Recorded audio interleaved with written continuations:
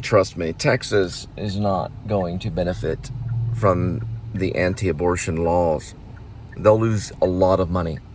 The reason why is because abortion is actually a multi-million, it's a $1 trillion industry. It's part of the medical field. They'll lose quite a bit of money, but we'll make it up with the oil. But they will. They'll lose a lot. There'll be no more clinics they can go to and pay the money, the $200 or whatever it is to murder the child. All of that will go away. And they know it's murder. They're not stupid. Women that go off and get pregnant and they go and they spread their legs for a doctor to stick a scalpel up in there or whatever, a suction thing or vacuum thing to vacuum the baby out. They know it's murder. They're not stupid. And the devil doesn't care either. But God got tired of it. God finally said no more. Not in Texas.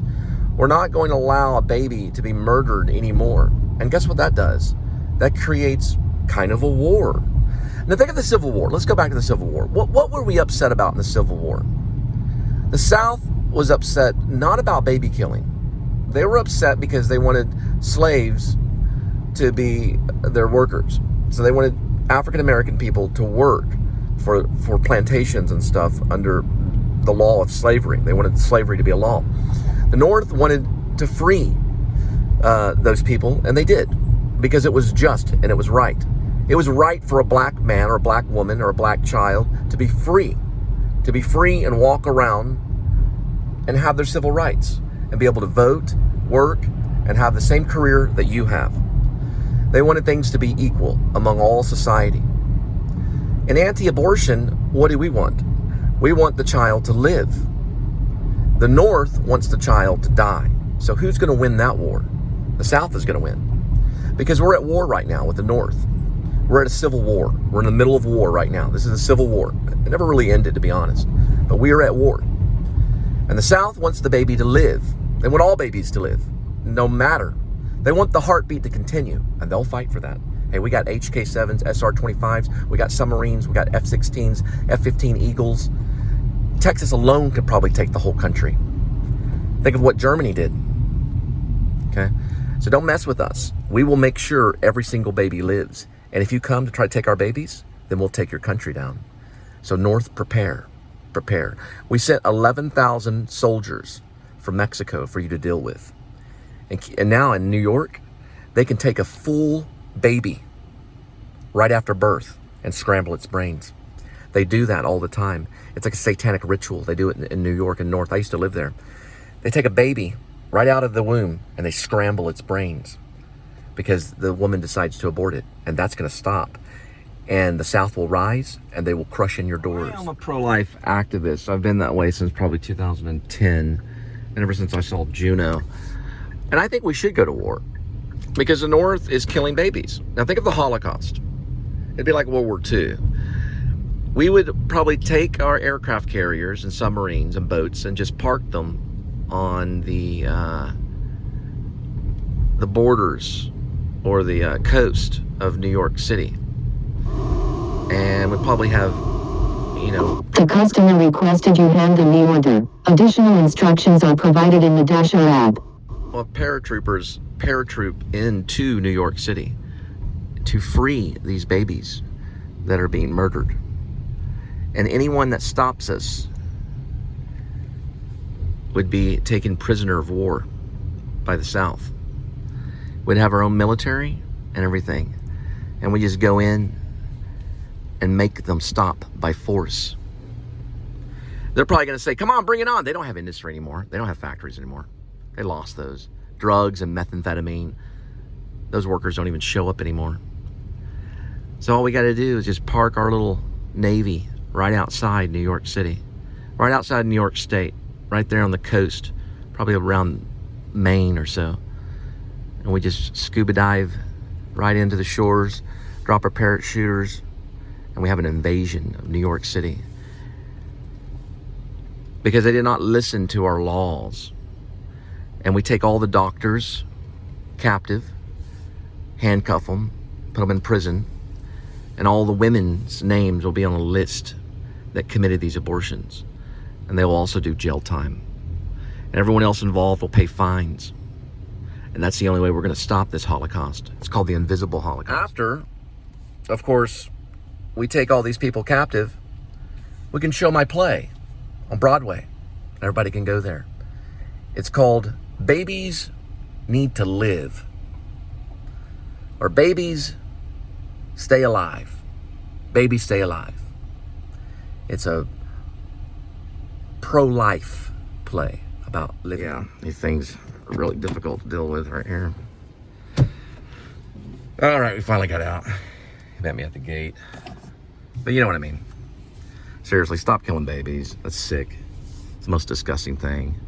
You know, I know you like to stuff your mouth with fast food, but stop killing babies, okay? We're gonna make that illegal. If you're Jewish, remember, we don't call it the Holocaust. We call it the invisible Holocaust. So all you Jewish doctors out there, remember, you participate in what's known as the Jewish invisible Holocaust. So you don't want to be a baby killer at all. You really don't. It's highly illegal, especially if you're a Jewish doctor, because if you think that your nationality is going to help you make more money, you're probably pretty much wrong. So don't do it.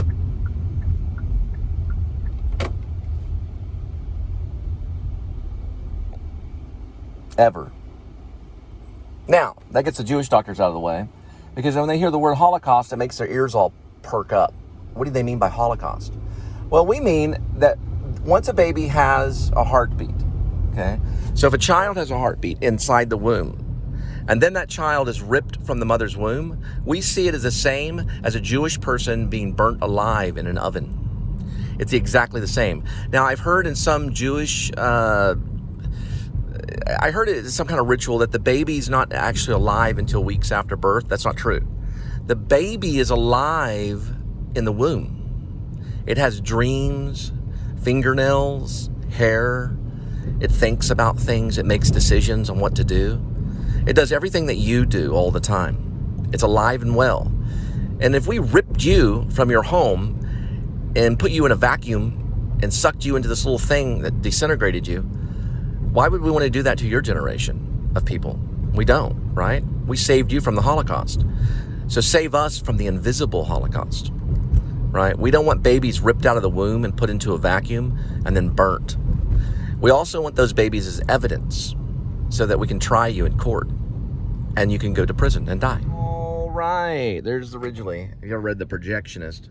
It's a screenplay I wrote, maybe under Ash Cole. I think I wrote it under Cole Spivey.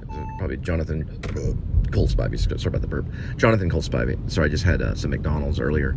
Yeah, I wrote a screenplay called The Projectionist. Now that one's not necessarily about abortion, but it is about methamphetamine in Hollywood. Oh man, it's a ride. But I kind of wanted to do like a, I was thinking on The Projectionist on the same quality of Dr. Strangelove, kind of black and white, you know, because I wanted to do some of it in black and white, but like a very kind of kooky and kind of comedy, you know, not like a real serious. I know the script looks very serious, and so did Dr. Strangelove, I'm sure. When someone read Dr. Strangelove, they're like, where's the comedy? But it was a way that it was done that made Dr. Strangelove, and How I Learned to Love the Bomb so incredible. Because if you read the script, it doesn't necessarily, there's really no comedy in that script. If you sit there and read it, like, this is kind of boring. But the way they did it, and of course using all the actors, the great actors like Peter Sellers, you know, we would want to use actors like Jim Carrey. You know, I wanted to use Jim Carrey in The Projectionist. And like other actors too, not just Jim Carrey. It's not just about Jim Carrey. Jim Carrey actually has a cameo in it.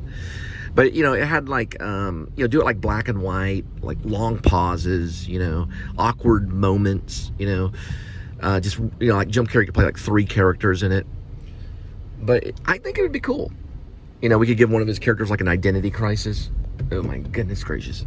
Let me see something. I'll go around like in the corner. This place is great though, Campisi's. They got a history of the mafia. It's like a long history of the mafia. They got a book written about it and everything. There's like 3 or 4 books about the mafia in Campisi's. So we're picking up something at Campisi's right now.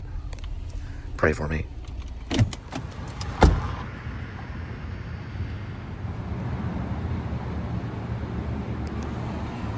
Pick up.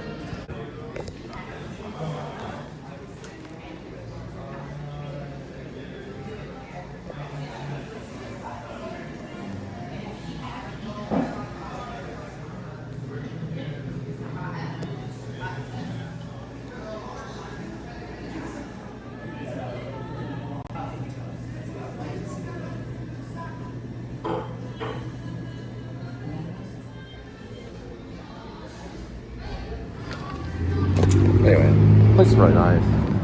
Pretty classy too.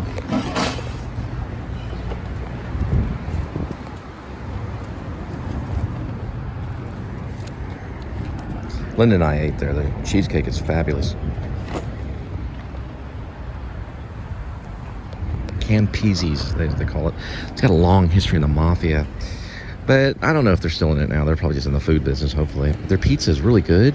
After a few days of eating it, though, you get little sniffles. I'm just joking. I got the sniffles.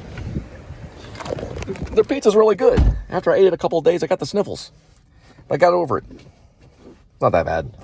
It's a summer flu. Sometimes people put their hands on the pizza. Hawaii pianos have stood as one of the world's most trusted.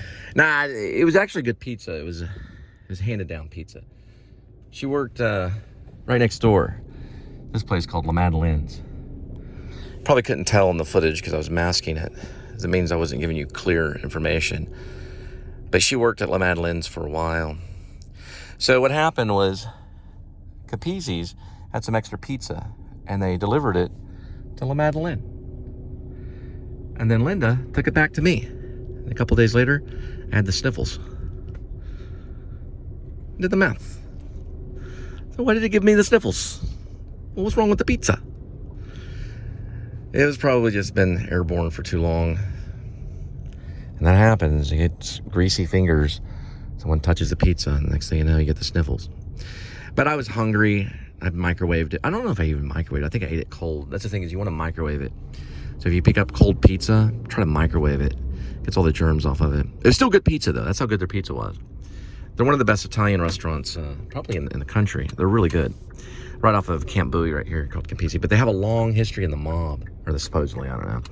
That could just be a selling point. But they go in there and they play like Frank Sinatra and all kinds of stuff. Campisi's, right off of Westridge. Go up to Camp Bowie. And then you go down the Westridge, you'll turn right. Right there, you go to Campisi's. I saw Bad Lieutenant right over there by, at the, what's it called, the Richmore? No, Ridgely. It's called the Ridgely. Ridgely Theater. Yeah, we saw Bad Lieutenant at the Ridgely. And, with a friend. You know, one of those friend guys.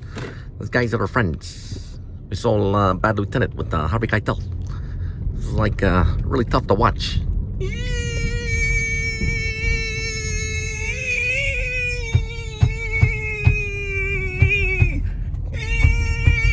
Remember that one, Bad Lieutenant? That's a little like number 1 and 2. Bad Lieutenant. Oh, it's high school girls. Pardon me, but do you have a handkerchief? Let me tell you something. This Cole Spivey guy. We know we got a problem with stand-up comedians. We told Robin Williams many times. Cool it. Cool it. But this Cole Spivey guy, he's gone too far. He's gone too far. He's talking stuff about Campisi's out in Camp Bowie. It's not out in Camp Bowie. It's on the road to Camp Bowie. It's in Fort Worth. You know what I mean? Campisi is a family organization. You're telling he's gone too far. No more jokes about Campisi's. It's a good Italian restaurant. All of them go to a Catholic church. Well, Cole's not exactly a representation of the... He doesn't really represent the Catholic Church. I don't care. The Catholic Church, there's nothing wrong with it. I got my priest. I go in there and I talk to them all the time about all the people I killed. Okay. Well, you see, he's Protestant. Is that a squirrel? Oh my goodness, it is. He's a Protestant. That beautiful little squirrel. Oh, how could it happen?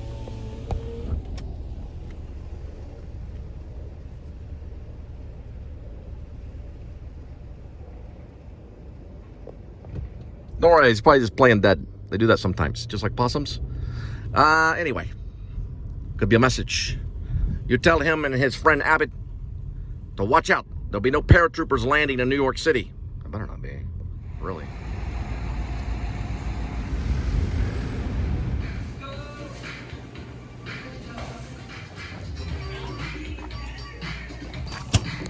That sign back there said, please subscribe show. I'm not joking around either. Could be my imagination, but it looked like it said that. An advertisement for the please subscribe show.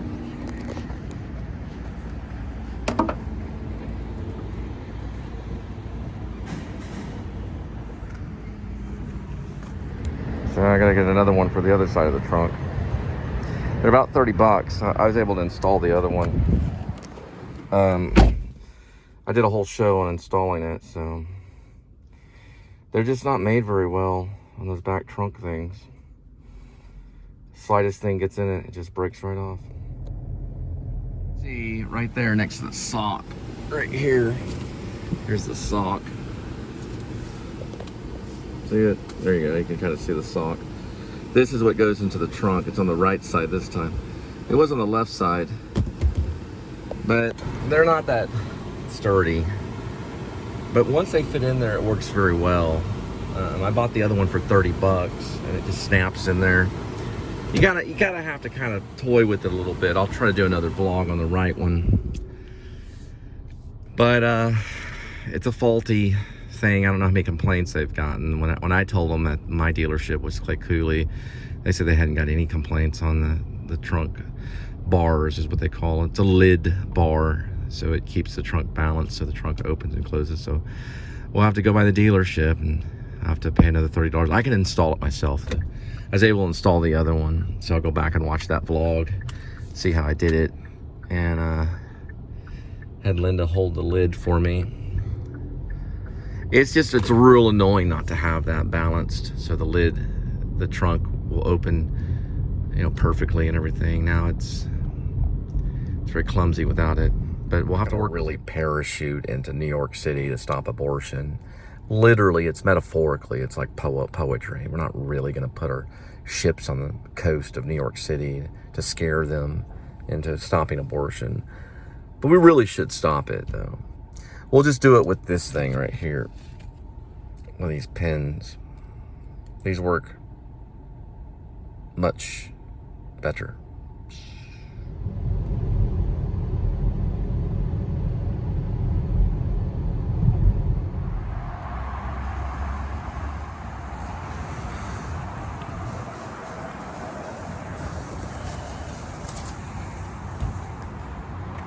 Well, now that I'm going to put everything in the back seat, I can talk about the smell of the different foods. So that'll be exciting. That'll be a new part of the show. So we're just going to use the back seat and leave the trunk alone. I'll eventually fix the trunk after a while. It takes time. I got to come with an extra $30 and buy the trunk lid bar. Then I'll have to install it again.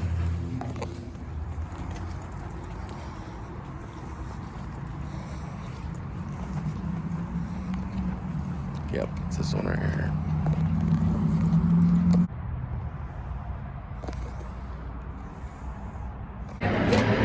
Well, it's for Whitney.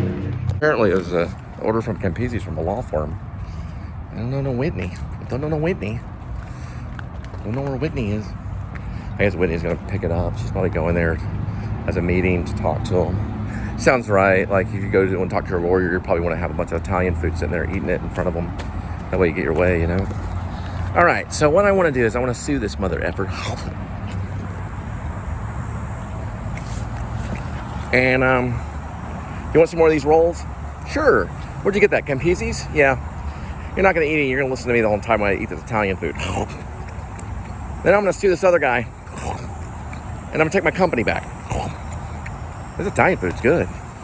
So we're leaving the trunk alone. Put everything in the back seat. I don't want to deal with the trunk right now. All right. So it's hard to explain exactly what happened, but I'll explain it later. It's a trunk issue. So we open the door. Food goes right here, right there behind us. Just like that. Good to go.